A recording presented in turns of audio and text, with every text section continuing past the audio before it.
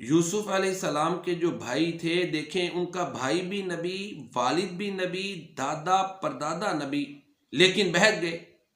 یوسف علیہ السلام کو کنویں میں پھینک دیا، اور وہ بھائی اللہ اکبر جو اخلاق کی پیک پر تھے، اعلیٰ نسب کے لیے عظمتیں ہیں، شیطان کے شر سے صرف اللہ کی رحمت ہی بچاتی ہے۔ یوسف علیہ السلام نبی ہیں، نبی تھے۔ جب زلیخا کے چنگل سے بچے تو کیا کہا؟ وَمَا أُبَرِّئُ نَفْسِي إِنَّ النَّفْسَ لَأَمَّارَةٌ بِالسُّوءِ إِلَّا مَا رَحِمَ رَبِّي إِنَّ رَبِّي غَفُورٌ رَحِيمٌ۔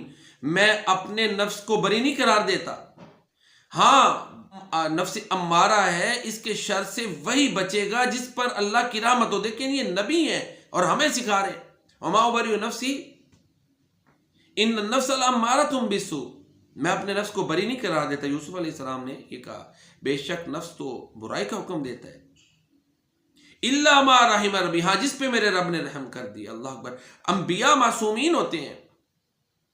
تو یہ یوسف علیہ السلام کا فرمانا مجھے اور آپ کو سمجھانے کے لیے، اللہ پر توکل رکھیں، ہر لمحہ اللہ کی رحمت پر امیدیں رکھیں، پھر ہی انسان سیدھی راہ پہ رہتا ہے۔ اللہ تعالی ہمیں صراط مستقیم پر پکا رکھے اور صراط مستقیم اور توحید پر موت عطا فرمائے۔ بوقت مرگ زباں پہ لا الہ الا اللہ محمد رسول اللہ صلی اللہ علیہ وسلم اللہ تعالیٰ جاری فرمائے، آمین۔